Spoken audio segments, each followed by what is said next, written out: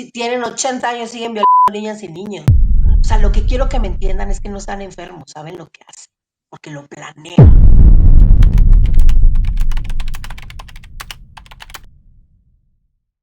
Y mientras él me preguntaba, él se masturbaba, ¿verdad? Eso es un delito, Analu. Sí. Es No, un o sea, delito. pero íbamos todas juntas y este señor nos encerraba en su oficina y nadie decía ni hacía nada. Hasta que llegó un momento en el que me metía las manos adentro de la ropa interior. Entonces me decía que no estábamos haciendo nada mal, que Dios nos estaba viendo.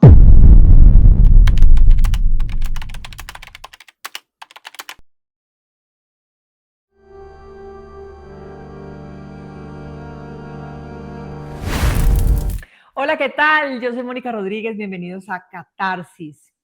Bueno, hoy tengo una invitada muy especial y es muy especial porque Analu Salazar, mexicana, comunicadora, cantante, activista en contra de la violencia o de la clerical, nos quiere compartir hoy su historia. Y no solamente su historia, sino también su lucha para que la sociedad no desconozca que es una realidad, que hay sacerdotes pederastas, que hay sacerdotes violentos y que hay miles de víctimas en el mundo. México es justamente uno de esos países donde más casos se han presentado de violencia clerical en contra de niños, niñas y adolescentes.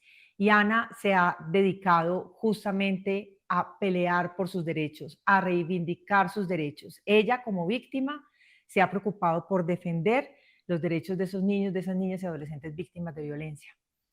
Ella, madre de 3 hijos, por supuesto, y como madre de 3 hijos, pues todavía más preocupada por este tema. Así que le quiero dar la bienvenida a Analu Salazar y agradecerle enormemente que haya aceptado, por supuesto, la invitación de estar aquí en Catarsis y compartirnos su historia. Analu, gracias. Hola, Moni, muchísimas gracias por el espacio y pues también con tu audiencia. Espero que este espacio sirva muchísimo para la visibilidad y la concientización sobre un tema tan delicado y tan poco perseguido como es la pederastia clerical.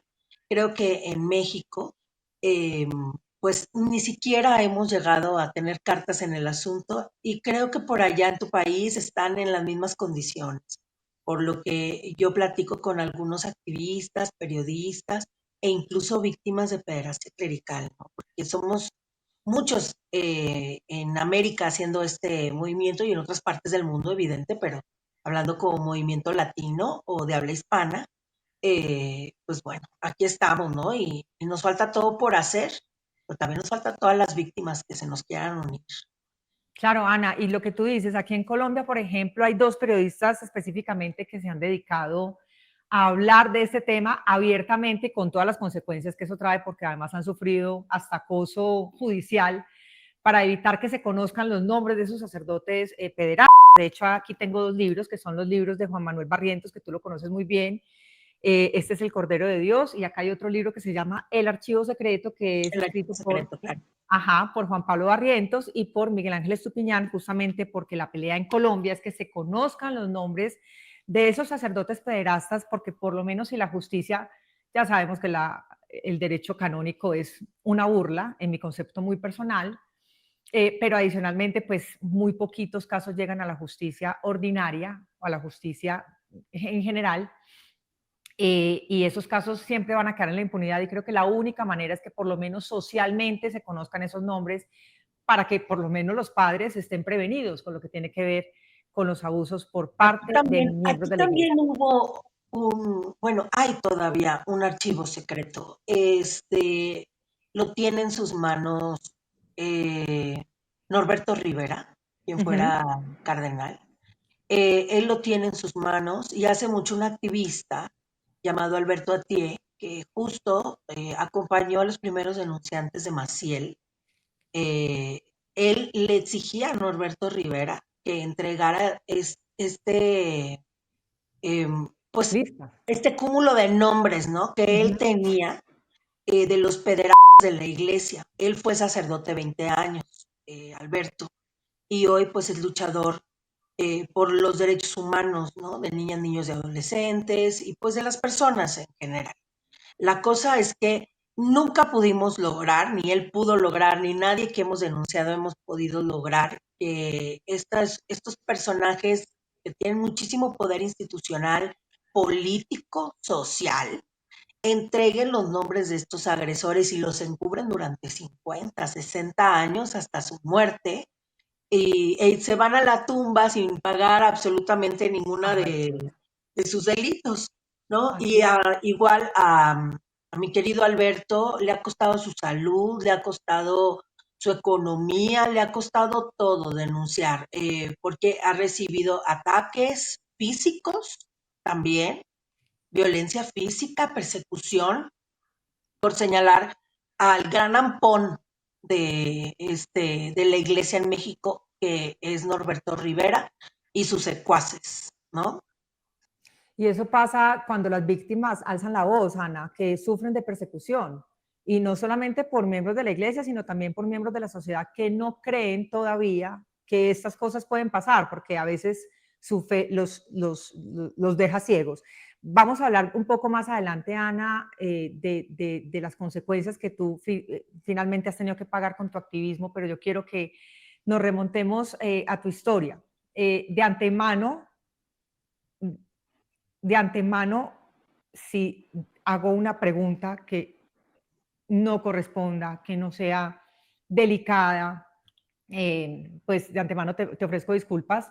Tú me lo puedes decir tranquilamente No te porque pues, es un preocupes. tema difícil de tratar y uno con la ignorancia que nos arropa también a las personas, podemos cometer alguna imprudencia. Entonces, si en algún momento soy No imprudente, te aunque esto lo preocupes. hablamos con Ana antes, ella me dijo pregunta tranquila, pero Sí, quiero pregunta reiterar. tranquila.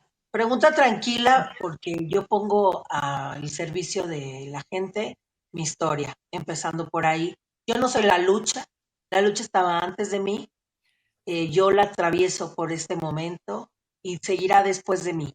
Pero si en el Inter, en donde yo estoy activa, este, puedo activar a otras personas con mi historia, pues la voy a utilizar porque eso es resignificar la historia, ¿no? De cada quien. Entonces, no tengo problema con preguntas. Y pues bueno, lo que podemos hacer es que si alguna pregunta quizá está mal formulada o tiene alguna mala dirección, se replantea, porque acuérdense que la vergüenza tiene que cambiar de bando. Así es, como dijo Entonces, Giselle Pelicot, como dice valientemente. Federico, exacto, gran frase nos dejó a las víctimas de violencia sexual.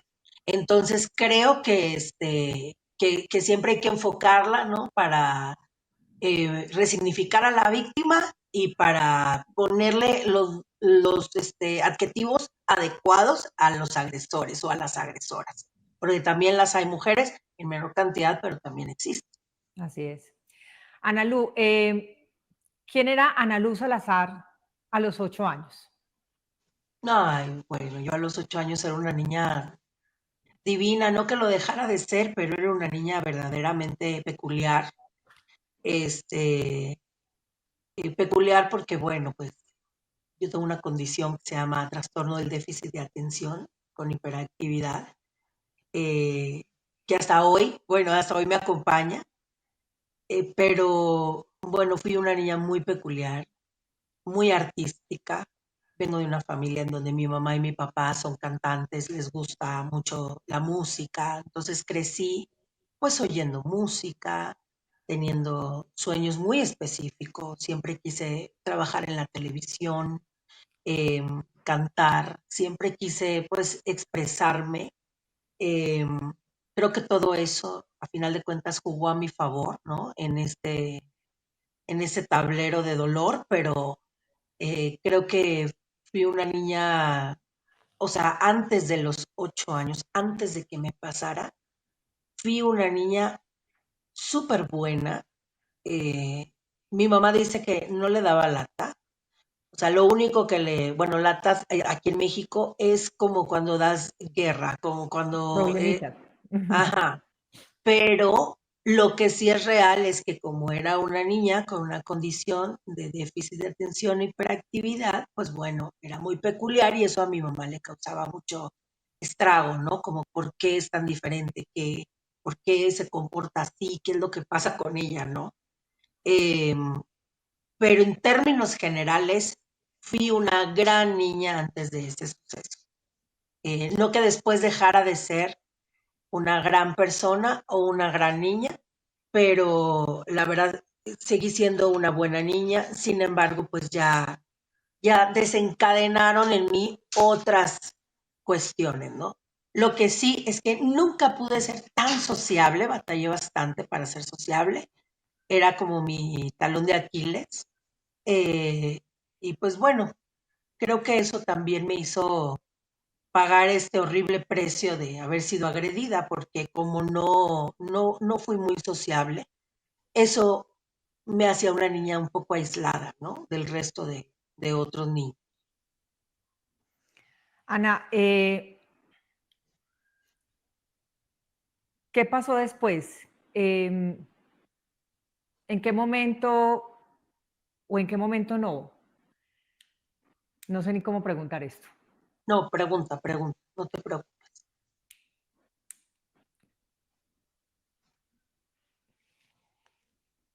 Estoy tratando de ordenar todavía las palabras en la cabeza. Mm, ¿Cómo fue el acercamiento con el agresor? ¿Por qué lo conocías? ¿Cuál era la presencia de ese sacerdote, porque era un sacerdote, en tu vida? Sí, Fernando Martínez fue un sacerdote legionario de Cristo. Digamos que de la primera generación de captados por Maciel. Era un súbdito total de Maciel. Marcel Eh, Maciel. Evidentemente, yo me topo a Fernando Martínez en el 91, pero tenemos que entender que, bueno, yo soy de Monterrey, Nuevo León, que es un estado en México del norte.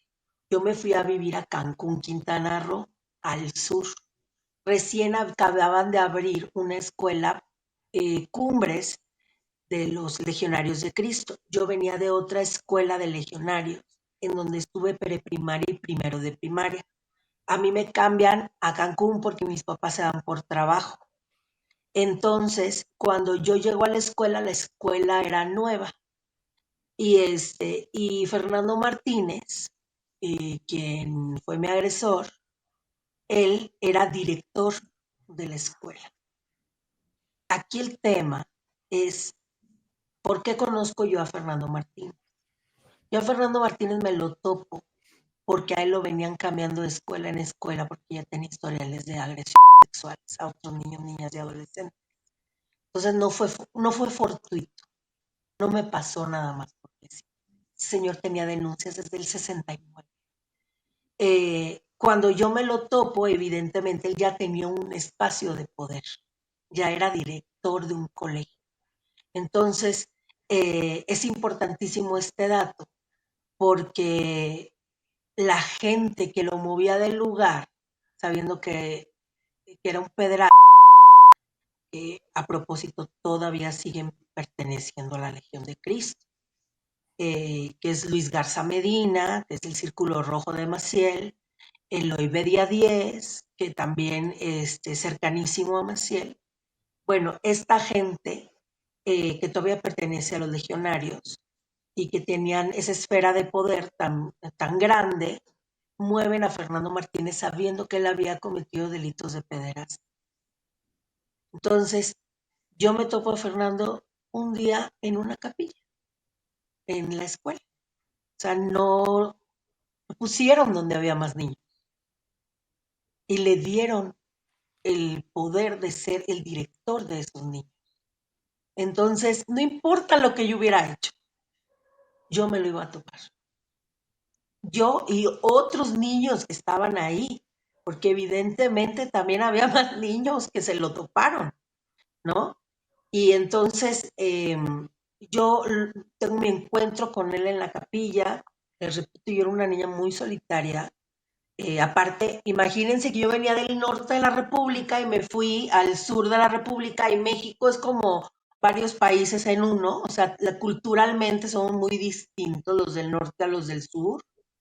Entonces, pues yo no tenía aparte que yo batallaba para socializar, pues digamos que definitivamente no tenía las herramientas, ¿no? Para adaptarme A un pues entorno nuevo. así, claro, a las tradiciones, a la cultura, a la forma en la que se comunicaban en el sur. Eh, y hasta la fecha creo que sigo, o sea, bueno, lo que tengo es una discapacidad psicosocial, entonces sigo batallando con esas lecturas, ¿no? Sutiles, sociales. Entonces, pues evidentemente a los 8 años yo estaba muy pequeña y yo no tenía cómo defenderme, no tenía cómo poder olerme que había ahí una situación delicada. Eh, en el colegio había esta capilla, que era una capilla montada, o sea, una capilla, digamos, de pisa y corre, no era nada formal, porque apenas iban como a construir ahí algo, creo. Entonces, en ese instante, él daba como la Eucaristía antes del recreo. Sin embargo, tenemos que entender que yo no tenía ni la primera comunión. Entonces, yo verdaderamente que iba a la capilla porque estaba muy sola. Y ahí fue donde me topé a Fernando Martínez y me empezó a sacar plática y pues eso sí, platicadora siempre he sido. Entonces, pues comencé a interactuar con él, ¿no? Y comencé a contarle mis cosas. Digo, mis cosas de niña de 8 años, ¿no? Mis cosas de niña de 8 años, que si no era buena socializando, que si no tenía compañeritos que fueran mis amigos, o sea, cosas así. Que si mis compañeros no me querían, porque eso es lo que yo sentía, ¿no? Y como yo venía de otro estado, pues también era normal tener desajustes, porque el cambio fue muy radical para mí, ¿no? Y eso eh, también digamos que podía un poco tapar la situación de las agresiones. Oye, pues Ana Lucía, ¿por qué está como de mal humor? O porque, bueno, es que nos acabamos de cambiar de estado, o sea, nos acabamos de cambiar al otro lado del país, es lógico, se está adaptando, ¿no?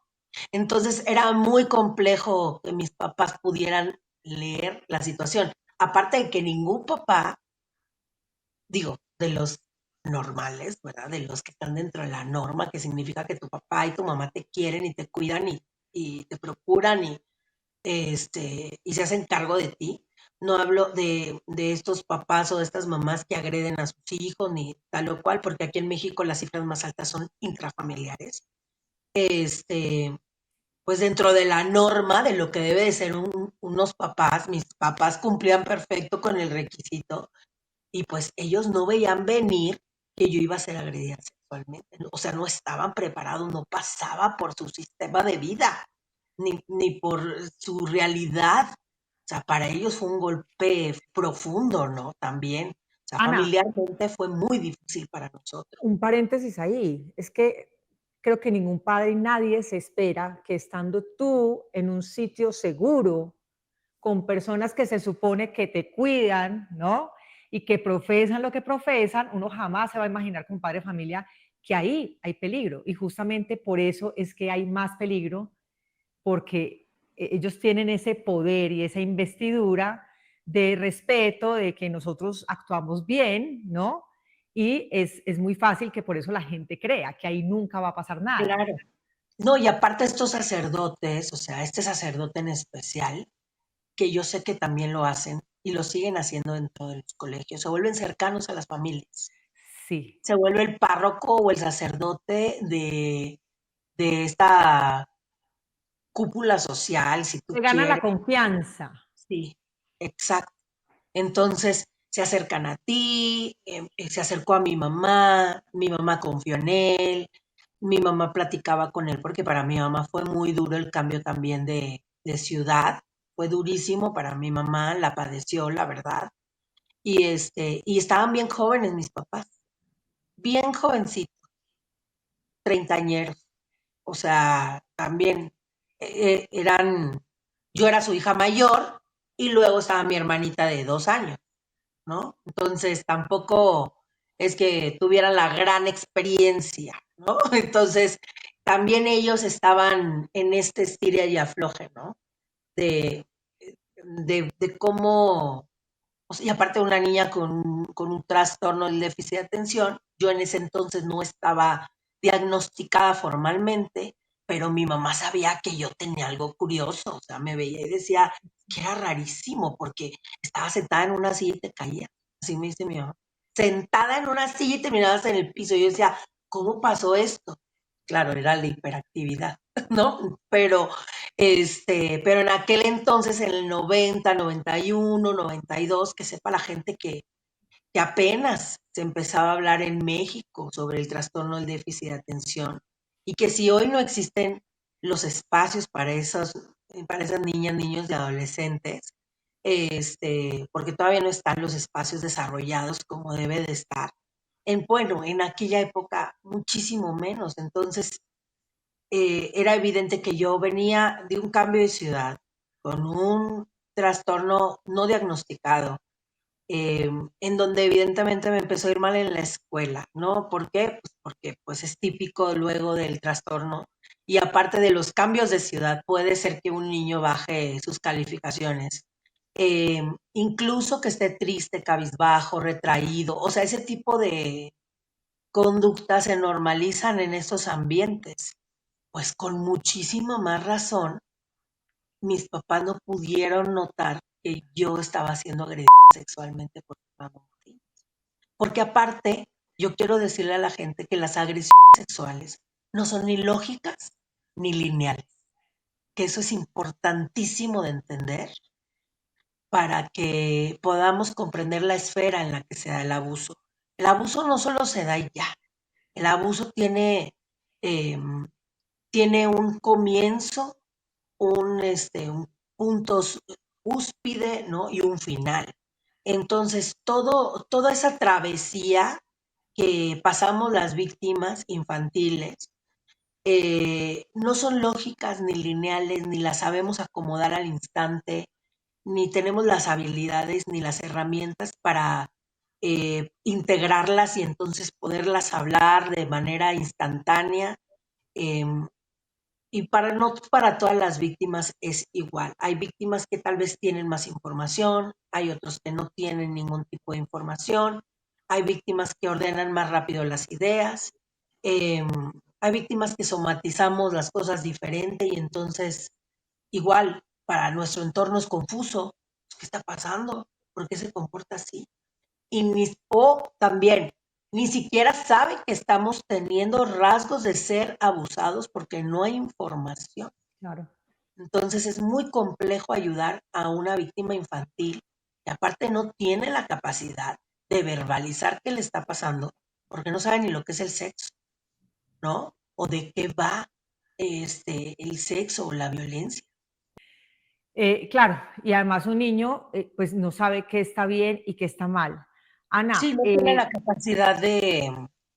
Fíjate que hay algo que sí te puede llamar, pero no tiene la certeza ni la capacidad de discernir, porque el pensamiento infantil es concreto. Esto es muy importante también de entender. En la infancia el pensamiento es concreto, los sentimientos son profundos y complejos, pero el pensamiento es concreto. ¿Qué es un pensamiento concreto? Sacerdote bueno, ladrón malo. Así. Así se discrimina en la infancia el pensamiento, claro, ¿no? y de hecho para un adulto. Ana Lu, estas agresiones fueron múltiples durante ese proceso. ¿Lo hablaste con alguien en su momento? En el momento no, eh, porque no me di cuenta que estaba siendo agredida. Las agresiones pasaron de menos a más, desde conversaciones con enfoques sexuales, como por ejemplo en el confesionario, entonces cuando estábamos en esta tradición, ¿no? De la confesión, me preguntaba si me había bañado, o sea, pero como de una manera, porque pues bueno, ¿cuáles son tus pecados, no? Los pecados es, no me gusta hacer la tarea, me cae gorda la maestra de matemáticas, no soporto a mis compañeros porque son unos groseros, y no me gusta bañar. No sé, por ponerte un ejemplo, ¿no? Ah, bueno, pero si te bañaste, sí, sí me bañé. ¿Y dónde te tallaste? ¿Te tallaste bien? Sí, sí, sí, pues me tallé, pues el cuerpo y tal y cual. Y te cayó agua y sentiste rico. ¿Sí te gustó el agua? Sí, sí, sí, claro, me gustó el agua. Ese tipo de conversaciones guiadas en donde, pues es que es una sutileza, no hay forma de que un niño se dé Claro. cuenta porque tú mismo le regalaste la información, ¿no? Pero tú con toda tu inocencia y este señor, evidentemente, mientras estábamos en las confesiones, él me hacía ese tipo de preguntas y mientras él me preguntaba, él se masturbaba, ¿verdad? Pero yo no estaba consciente de eso, ¿no? Luego fue pasando de lo verbal a lo físico. Lo físico no es de un día a otro, entonces te sacan la ropa y entonces te vio. No, lo físico es, te doy un beso en la frente, te agarro la carita, o sea, son sutilezas, te acostumbran al tacto, ¿no? Y eso es muy, o sea, lo que quiero que me entiendan es que no están enfermos, saben lo que hacen, porque lo planean. Este, y no, no son pecadillos y ni todo el mundo tiene, y el que no esté libre de pecado arroje la primera No, piedra, no, no, no. no. Eso es un delito, Analu. Sí, Es un no. O sea, delito. ¿de qué hablan? No, no, no. Una cosa Claro. es decir una majadería y otra muy diferente es premeditar agresiones a infantes de esta manera, ¿no? Entonces, te empieza a acostumbrar al tacto hasta que un día eh, me agarra, me sienta en sus piernas y entonces para mí no era cómodo, pero yo no sabía, o sea, era la primera vez que yo me sentía tan incómoda, entonces tampoco, cuando el sentimiento es nuevo, cuando la emoción es nueva, pues tampoco sabes exactamente qué es, ¿no? Y más porque no era una incomodidad de estoy en un lugar que no quiero, no, era una incomodidad compleja porque era una agresión sexual. Entonces, te acerca o te agarra o te sienta en las piernas y me decía cosas que no recuerdo bien, pero me decía cosas, eso sí lo recuerdo, que se me acercaba y me susurraba cosas que a mí me incomodaban muchísimo, que evidentemente tenían una connotación sexual, ¿no? Y al momento de yo hablar con otras víctimas de Fernando Martínez, ya ahorita como adulto, a ellas les hacía lo mismo. La sentaba con ellas, les susurraba cosas, pero ellas se acuerdan. Ellas se acuerdan que les susurraba cosas sexuales, que se masturbaba con ellas en las piernas. A mí me hacía lo mismo.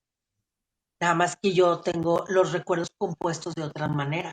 Por eso la importancia también de hablar con otras víctimas, porque entonces puedes un poquito desenmarañar el modus operandi de estos agresores. Y entonces, pues estos eventos, ojo, no era como que empezó de poquito y luego de mucho y siguió progresando de manera lineal. No, un día pasaba y 3 días no, 4 días no. Entonces, a veces yo no sabía, o sea, yo hoy por hoy he puesto un poquito em, de énfasis en hacer la línea del tiempo y lo he hecho por eventos, no por las agresiones, porque si es por las agresiones no las tengo ordenadas. Eh, Tan no las tengo ordenadas que en lo que me baso es en la fecha en la de que yo cumplo 8 años, porque eso yo lo tengo muy bien establecido, que todo esto me pasó a los 8 años.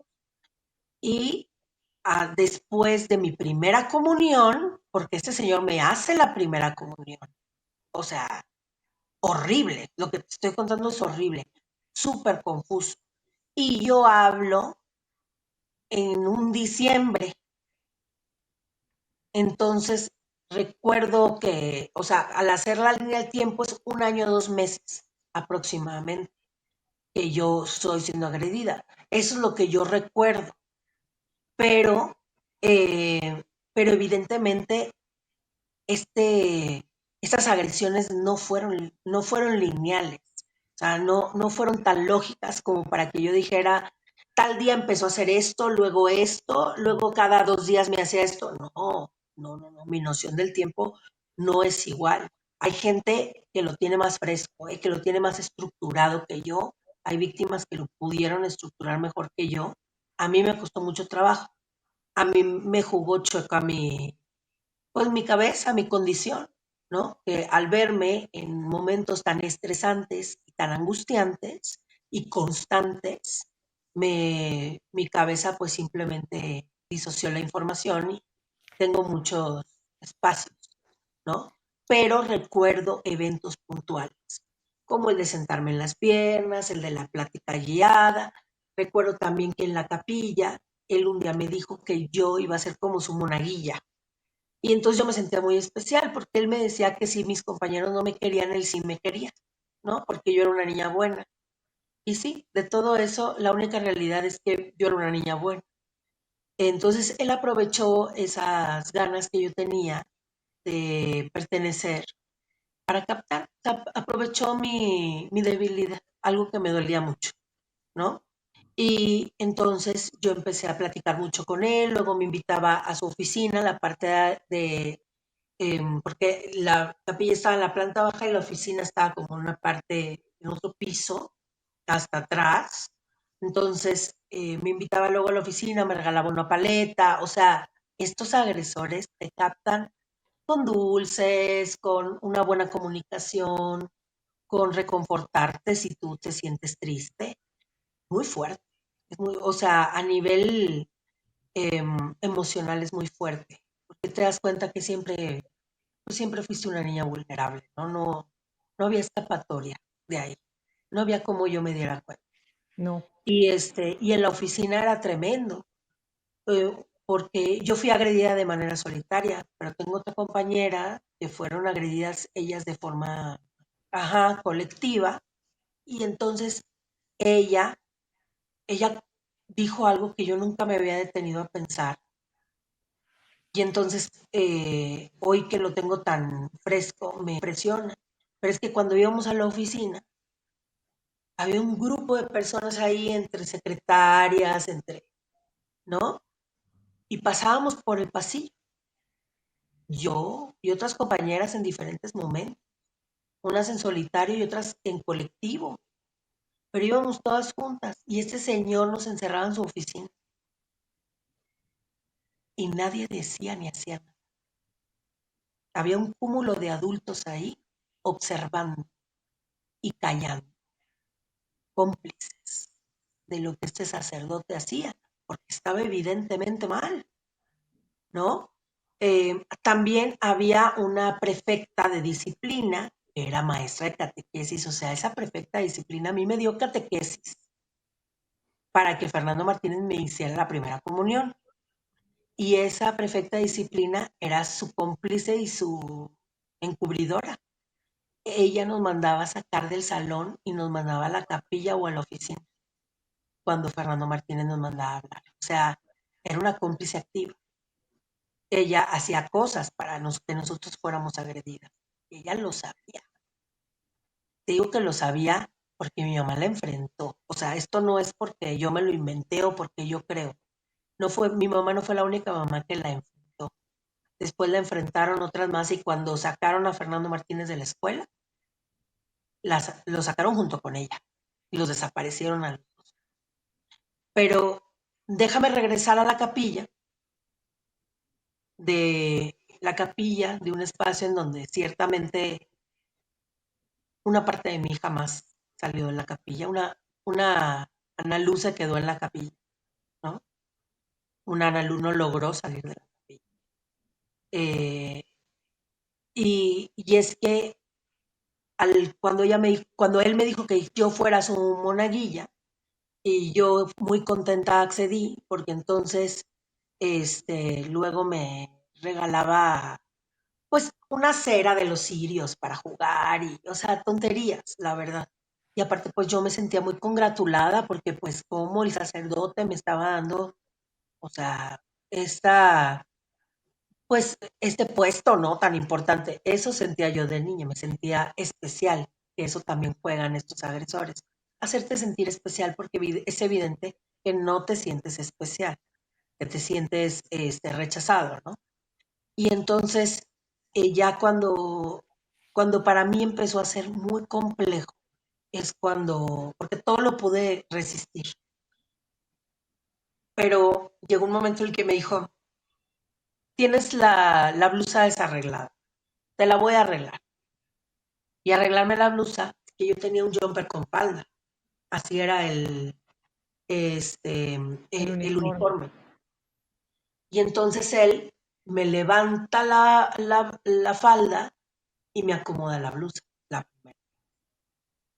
Pero luego fue escalando, hasta que llegó un momento en el que me metía las manos adentro de la ropa interior,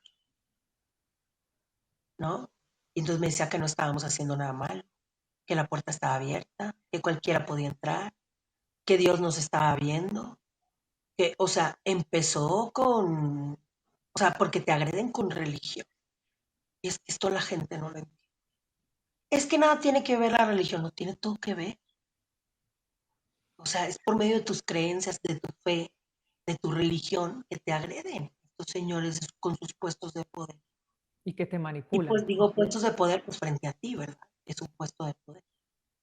Pero pero ya cuando en una ocasión se agachó, o sea, se hinca, me levanta la falda, me dice que me acomoda la blusa, porque ese era el pretexto, y me mete las manos a la ropa interior. Y ahí ya fue tan choqueante para mí que lo que yo busqué fue una manera de poder hablar con mi mamá para que me ayudara, para que el padre no me hiciera eso.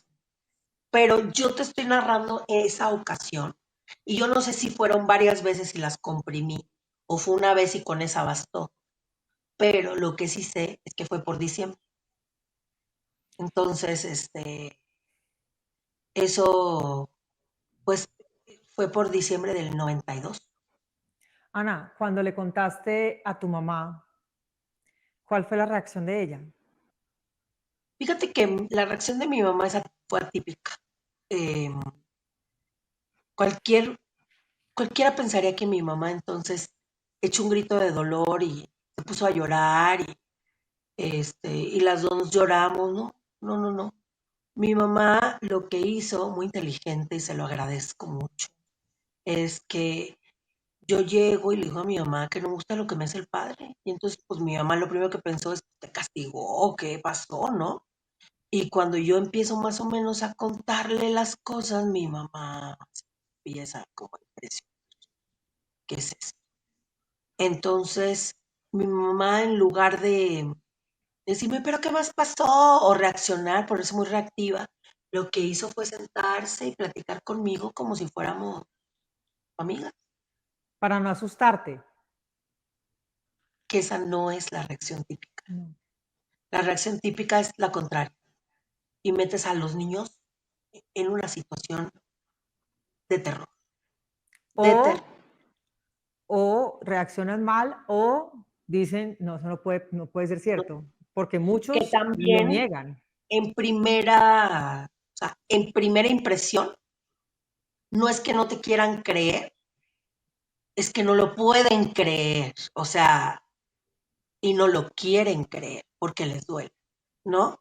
Y ya si se mantienen en esa postura, pues es evidente que les pesa más sus creencias que sus propios hijos, que también lo he visto. Yo he visto víctimas que denuncian y que sus familias apoyan a los curas. También lo he visto aquí en México. O sea, dolorosísimo. Familias destruidas, ¿eh? Pero los padres de familia siguen conviviendo con el curita de la colonia y dejaron de ver a sus hijos. Claro, además porque creen que los han tratado bien o porque el padre ha sido muy bueno y les ha dado mercados a la familia, porque además también buscan esa vulnerabilidad de una u otra manera, o vulnerabilidad emocional o vulnerabilidad económica, que esa también es una gran puerta de entrada para las familias, para acercarse también a los niños. Entonces, como dicen, no sé, con nosotros fue bueno, es que gracias al padre estamos comiendo, es que gracias al padre estamos haciendo esto, es que gracias a él, gracias a él, gracias a él, y les Exacto. cuesta trabajo creer que esa persona puede ser una agresora, o porque O no lo tocó a sus reducen hijos, a, es que lo no es tocó lo a que yo otros. así, eso lo reducen. Es que no, es que a mí, yo siempre tuve buenas experiencias. Pues sí, pero no estamos hablando de tus buenas experiencias. Así es. Tus buenas experiencias no interesan cuando hay niños agredidos sexualmente. es evidente que estos agresores, como planean violentar niños y niñas, pues también planean crear la sensación social de que son buenas personas, para que cuando si brinca un niño o una niña, tengan con qué contrarrestar esas denuncias. O sea, pero es que a la gente no le pasa por la cabeza, lo que le pasa a la gente por la cabeza es que uno miente, no que estos agresores son los que planean todo. Pues Así es. claro que lo planean todo, claro que saben cómo hacerlo, porque lo hacen no uno, ni dos, ni tres, lo hacen 60 años de sus vidas. Tienen 80 años, siguen violando niñas y niños, hombre. O sea, el caso de Caradima. Si tienen 80 años, siguen violando niñas y niños. Y no los puedes meter a la cárcel porque son viejitos de 80 años. Es frustrante, ¿no? Entonces, eh, otra vez, ¿en quién recae la vergüenza? ¿En quién recae el tema? En las víctimas. Nada más que yo, en mi particular punto de vista, que tengo ya muchos años haciendo activismo sobre este tema, mi interés principal es resignificar a las víctimas. Ese es mi interés principal. Sí, claro, exhibo a la iglesia, los denuncio, denuncio también incluso a otras religiones o creencias, porque también tienen casos de violencia, porque me dicen, la católica no es la única, no, no es la única, pero no son competencias, hombre. O sea, no estamos hablando de ver en dónde violan más niños, no estamos viendo a ver quién gana. Me parece inhumanas esas respuestas. ¿Cómo le vas a responder eso a una víctima? Es como si te dicen, pues no, no eres la única que sufre, no, pues yo sé que no soy la única que sufre. O sea, pues si no soy tonta, ¿no? Pero no me puedes venir a decir eso a mí. Estoy denunciando, si estoy denunciando es para que no te pase a ti. Es que mi experiencia es otra, sí, pero tu experiencia no importa. Es que la experiencia de los demás no puede invalidar la realidad de Pues otros. El hecho que no, a ti no te es que le hayan dan de comer a 100 violado no significa niños. que a La otro iglesia no le lo da de hayan comer hecho. a 100 niños. Pues sí, pero si le das de comer a 100 niños que tienen hambruna extrema y por otro lado encubres a un agresor de una niña, con eso tienes para que la iglesia sea una institución que está haciendo las cosas mal. No importa si le dan de comer a 100 niños, porque otra vez se rodean de buenas acciones para encubrir sus malas acciones. Entonces, no importa eso. No entiendo cómo la gente... Mira, si los adultos no pueden discernir, ¿qué le dejan a los niños? ¿Que por qué querían que hablaran los niños? Pues los niños no van a hablar. ¿Por qué? Porque te tienen pavor. Porque tú por encima del bienestar del niño o la niña vas a poner tu sistema de creencias. Y adivina de quién es el sistema de creencias. Tuyo como adulto. Y entonces, ¿de quién te estás poniendo encima? ¿A quién estás oprimiendo? A la infancia. Tú estás oprimiendo a la infancia junto con los agresores, por supuesto, ¿no? Entonces, hoy yo soy un adulto y yo puedo expresarlo, pero de niña es que esto me pasó todo el tiempo. Me pasó con otros adultos. Es más, los padres de familia de la propia escuela le decían a mis papás que no tenían por qué estar esparciendo este tipo de historias porque afectaba el ambiente escolar de sus hijos. No les importaba que hubiera un pederasta en la escuela, De porque acuerdo. aparte sabían perfectamente que el pederasta no iba a violar a sus hijos porque ellos eran, pues, eran personas de apellido y dinero, porque tampoco son tontos, no violan a los ricos, No, a los violan a los de vulnerables. miseria, a los que están jalando, ¿verdad? Para poder establecerse, ¿no? Y en aquel entonces, en el 91, 92, 93, 94, no se sabía que Maciel era un pederasta. Entonces tampoco había muchas señales de saber en qué lugar estaba uno parado. Y eso la gente tampoco lo entiende. Es que ¿por qué no supieron? Porque no había información. No había información. Ana, pero Dejen de buscar, dejen de cuestionarnos tanto. Cuestionen a los agresores. Oye, ¿por qué Ana, me pero descubrí? lo más triste es que hoy por hoy, con toda la información que hay, con todas las denuncias que hay a nivel mundial, los movimientos grandes que hay en Francia, en España, en Chile, en México, y lo que están haciendo acá dos periodistas muy valientes en Colombia para denunciar, aún así hay gente que sigue sin creer, hay gente que sigue apoyando a la iglesia y a los sacerdotes, no digo que todos porque no todos son así, uno no puede generalizar, pero No, hay pero un, es que esto no se trata pero de hay un sacerdote sistema bueno. esto no se trata de irnos sacerdote por sacerdote.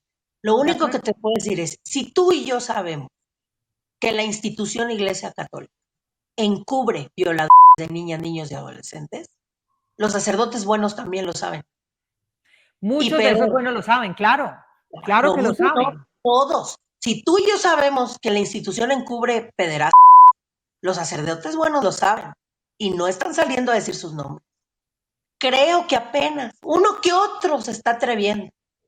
Esos Uno que para otro. mí sí son sacerdotes buenos, pero yo no voy a defender sacerdotes, ni buenos ni malos ni de lo peor. ¿Por qué? Porque no están saliendo a decir sus nombres, no están saliendo a decir los nombres de los agresores, están resguardando a la institución. Entonces, ¿en dónde están sus intereses? ¿En dónde está su lealtad? ¿Con la palabra de su Dios? ¿Con las infancias? ¿Con los desvalidos? ¿Con el bien común? ¿Con el tejido social? ¿O con su institución? Con la institución. Eso es lo que vemos en los sacerdotes. Raros los que salen a hablar. Creo que salió uno, no me acuerdo en dónde salió uno que dije yo, vaya, de esto pedí a mi limona, lo vieron mis ojos, porque yo no podía creerlo. Yo dije, el día que salgan los sacerdotes a denunciar a sus compañeros sacerdotes que están Así, violando niños, porque ellos saben quiénes son. Si yo sé quiénes son, ellos saben quiénes son, porque ellos están dentro de la institución y la iglesia es una. ¿A qué voy con la iglesia es una? A que no importa en qué país estés, son parte de la iglesia católica. La iglesia católica tiene una sede, todos se conocen, todos saben de dónde vienen, de qué seminario, de quién son cercanos, a quién tuvieron que ser cercanos para subir a los puestos que están, porque también se sabe que les ofrecen ser cardenales, ser obispos y puestos de poder si se callan los casos de pederastia. Eso es al interior de la iglesia. O sea, todo eso, si le escarbas, hasta es público, ¿no? Es como cuando dicen, es que este Juan Pablo II no sabía, no, Juan Pablo II sabía. todos los papas han sabido Si porque yo las lo sé, denuncias están ahí. ¿sí? Si yo lo sé, ¿cómo no lo va a saber Juan Pablo II? ¿Quién se cree? Ni que fuéramos bebecitos de 2 años para creernos algo así. Claro que sabía, no solo sabía, encubrió. Y no, o sea, y a mí que me digan, bueno, pero el Papa de ahora tiene cero tolerancia. El Papa de ahora fue el que canonizó a Juan Pablo, hombre. Es que basta con echarle un vistazo a los eventos y cómo están registrados para saber quién es quién. Ratzinger era su mano derecha. Ratzinger también sabía, él no renunció, que porque entonces no pudo sacar a Maciel. No, no, no, no, no. Ratzinger fue el que sacó el discurso de que Maciel, pues era así porque pues en los 60s y 70s hubo mucha liberación sexual. Según él, los pederastas es por la liberación sexual. Chico, no. Y luego dicen que es por el celibato. Y yo, de verdad, Moni, tengo que decirlo, por favor, si no son célibes esos señores, ¿ustedes se creen que son célibes? Oye, que son los homosexuales, es porque son homosexuales. No, no es porque sean homosexuales. Las cifras indican, al menos en México, que pasa más de manera intrafamiliar de hombres a niñas, y es que esa gente están dentro de las familias, entonces tienen esposa y tienen hijos, y agreden sexualmente a sus hijas o a sus hijos también, y están casados, entonces no son célibes, ¿no? Y si tú concatenas eso con la iglesia, bueno, nada más un niño con chiquitos se cree que estos sacerdotes son célibes. No lo son, por supuesto que no lo son. Habrá uno que otro que diga y que tal vez, yo no digo que no existan, siempre existen, pero ser célibe no te hace un violador de niños, o sea, ¿cómo? O sea, ¿cuántas personas No, no, entonces que tal vez no, deciden no no tiene tener relaciones relación ni el sexuales? celibato ni la homosexualidad con la agresión de No, menores. no Esas es son una cosas. cuestión de orientación sexual. No Ana, es una cuestión de orientación sexual, está medido, está probado. Pero, ¿cuál es el discurso de la iglesia, amor? claro. Que son célibes. ¿Cuál es el discurso de la iglesia? Que son los homosexuales. ¿Cuál es el discurso de la iglesia? ¿No?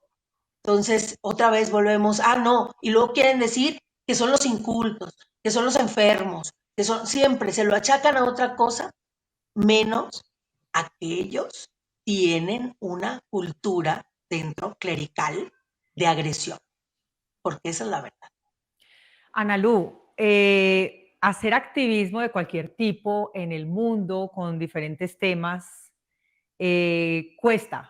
Cuesta trabajos, cuesta puestos, cuesta credibilidad, cuesta una cantidad de cosas, porque finalmente los activistas de alguna manera siempre tienen tienen la cruz en vez de ser al contrario, ¿no? En vez de voltear los ojos hacia esas personas a ver qué están diciendo cierto que puede afectar la sociedad, al contrario, se van en contra para no creerles y para aplastarlos con las creencias generales de esta sociedad. ¿Qué te ha costado a ti el activismo? Porque aquí, por ejemplo, a nuestros periodistas les ha costado un acoso judicial constante.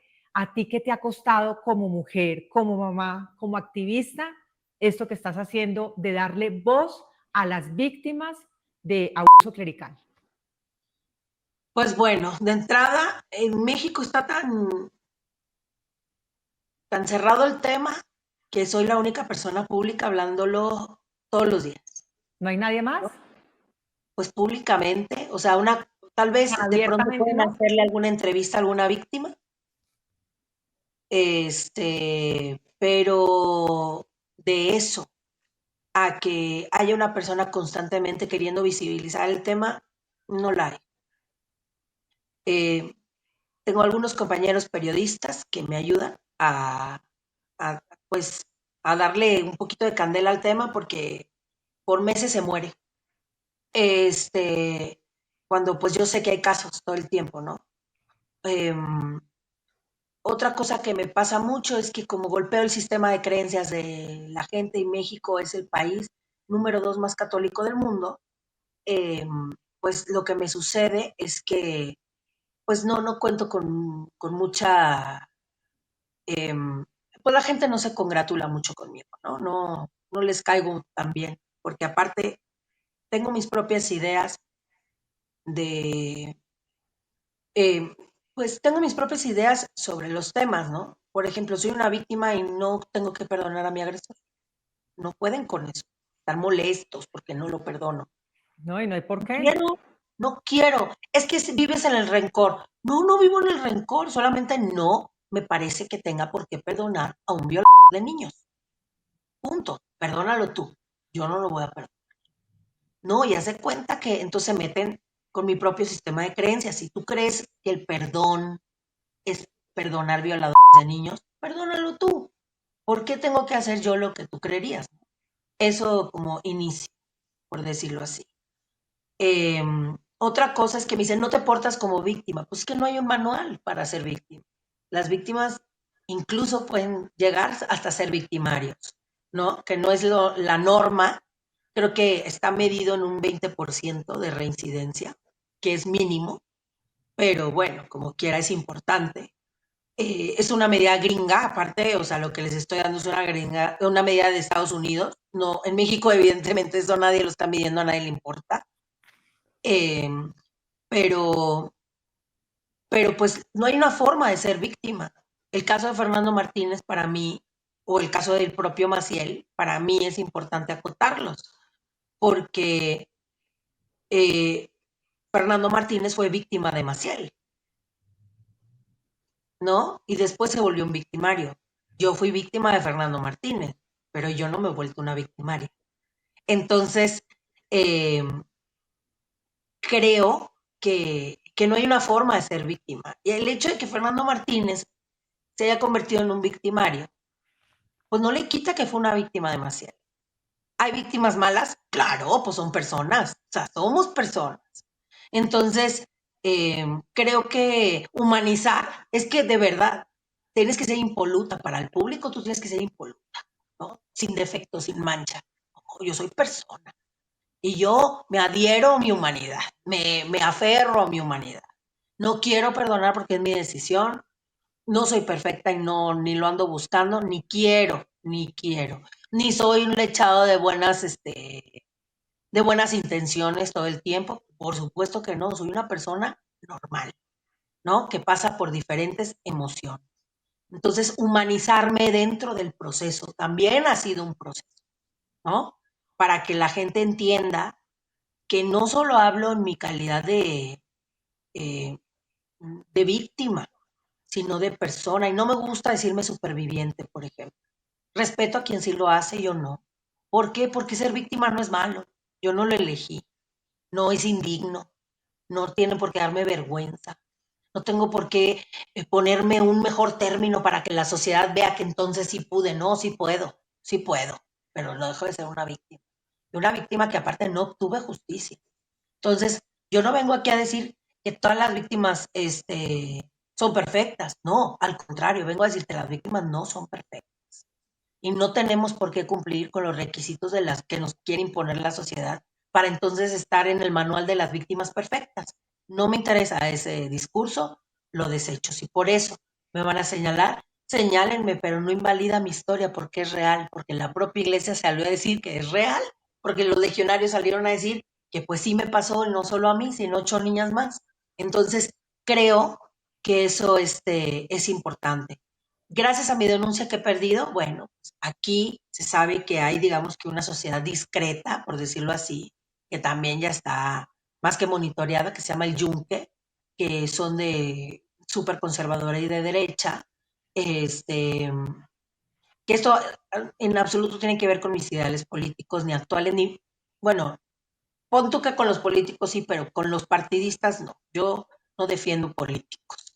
Pero mi punto aquí es que están involucrados con la iglesia, con el voto católico, con este discurso, por ejemplo, ¿qué te puedo decir? Están coludidos con organizaciones que buscan defender a infancias de la explotación sexual infantil, pero está coludida la iglesia y está metiendo su lanita en la iglesia. ¿Para qué? Pues para limpiar el campo, ¿verdad? Para decir, miren, pero hay malos, pero sí estamos haciendo, porque Sí, queremos es una mejor. manera de lavarse el rostro, ¿no? Claro, y hay quienes le lavan el rostro, ¿no? Claro. Por ejemplo, como Verástegui, que habla de los niños agredidos, pero no menciona a los agredidos por la iglesia. Y de esos miles. Y luego salen y me agreden a mí. ¿Tú por qué dices que Verástegui, él al menos hizo una película? Ah, no sabía que hacer una película ya. Te volví activista. O sea, ¿qué pellejo está dejando Verástegui? Este, digamos, qué cosa, qué puesto importante, dónde es, no, los activistas que de verdad están peleando no tienen nada, no tenemos nada. A mí no me dan trabajo en las grandes televisoras de México, porque pues todos son amigos de entrada de los legionarios, de entrada, ¿no? De los legionarios, de los cardenales, o son cercanos a los sacerdotes, a la propia iglesia que quiere mandar sobre la agenda de los gobiernos, ¿no? En México, que aprovecha muchísimo ser que estamos en el país número 2 más católico del mundo, ¿no? Y entonces, todo eso, pues sí es una agenda política, social, económica, de donde lo quieras ver. Empresarios, el que me digas, están en el yunque. Entonces, traen sus propias agendas y están metidos con organizaciones. Entonces, hay un grupo selecto de activistas con dinero que hacen, vamos a hacer vamos a hacer unas exposiciones sobre violencia sexual y los ves a todos saludándose entre gente de apellido, gente que da dinero, gente que tal, que para hacerle bien a los niños y a las niñas, pero ahí metido está la iglesia, ahí metida está la iglesia. Y a esas víctimas no las voltean a ver esos empresarios. A esas víctimas no hablan, de esas víctimas no hablan esos empresarios. Esas víctimas no están en la agenda de esos empresarios. ¿Sí me explico? Entonces, pues, ¿qué me ha costado la lucha? Pues, si tú te das cuenta hasta dónde está el entramado, pues todo. Me ha costado todo. Hoy por hoy sí trabajo en un espacio formal en donde me respetan muchísimo que yo hago activismo. Por supuesto, oye, pero tú qué, tú te dedicas a hacer espectáculos. Claro, o sea, mi mente tiene que descansar. Y si de por sí hay muchos temas sociales reflejados en el espectáculo y no descansa uno como activista por los derechos humanos, pues entonces también tengo que recrear con mi trabajo y con mis cosas mi cabeza, ¿no? Así es. Tengo que buscar mi propia salud mental. Pero si tú Ana, me preguntas, yo hoy por hoy soy una activista independiente. ¿Por qué? Porque mis agendas no se empatan con otras agendas que tienen otros compromisos que yo no tengo, evidentemente. o sea, Por eso, evidentemente tú tienes una libertad que muchos otros no tienen haciendo ese activismo porque de cierta manera está sesgado por una agenda. Analú, una pregunta final. ¿Qué le dirías tú a esas personas que siguen defendiendo y justificando a los sacerdotes abusadores bajo el pretexto de la fe? pues que su fe no es más importante que la vida de los niños y la... Eso, bueno, en primera. En segunda, que son igual que lo que defienden. Ah, pero yo no he visto nada. Pero ¿qué importa? Si estás violentando, poniendo tu creencia por encima de los hechos y la verdad. Eh, que también los entiendo. De algún modo entiendo que quizá han tenido muy buenas experiencias dentro de la iglesia y les ha ayudado, ¿no? A muchas cosas en sus vidas, pero pues eso no borra ni invalida, eh, pues lo que otros niños y niñas han pasado ahí que les ha destrozado la vida. Tal vez a ti te ayuda en tu vida, pero muchas otras vidas más se han destrozado. Entonces tiene que prevalecer lo justo, lo correcto. Que si su Dios bajara, se ponía del lado de esas niñas y niños, Así es. no del lado de su fe.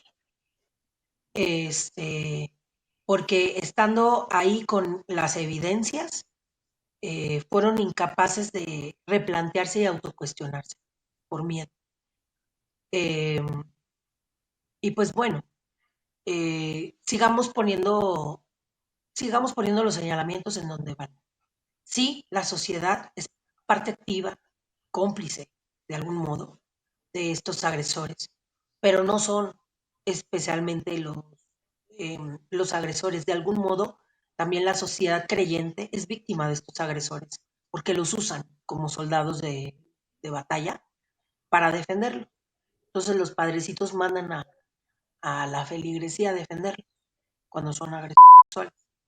Aquí en México hay padres, hay sacerdotes que han amenazado de muerte a víctimas, y nadie hace.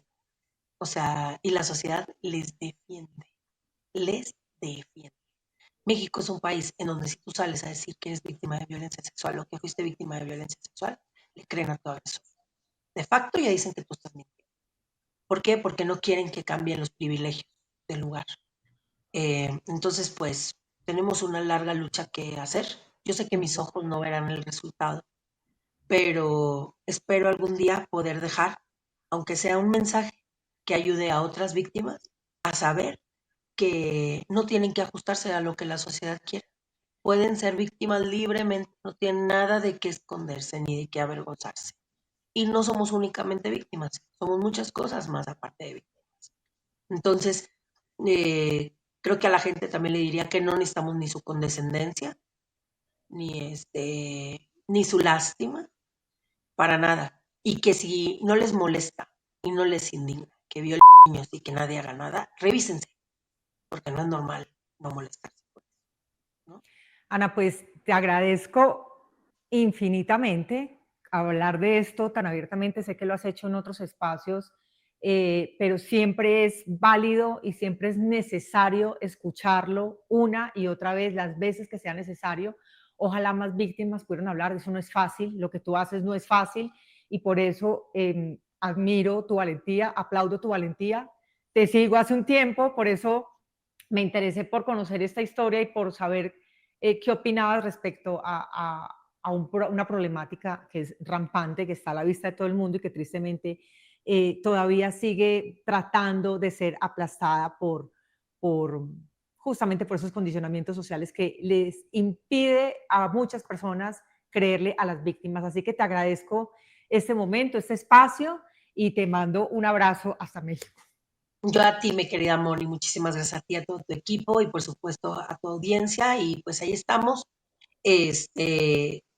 Cualquier cosa que requieran y que necesiten, pues ahí estamos, no están solos, no están solas, ¿no? Ajá, Ana, un beso muy grande para ti y gracias infinitas. a ti.